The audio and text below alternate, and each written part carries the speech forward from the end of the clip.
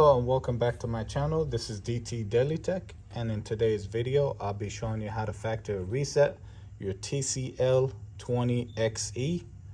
Very slick looking phone. First, make sure that the phone is powered off. Press and hold the power and the volume down. Once you see the phone turned on, release your finger off of the power button. Continue holding the volume down.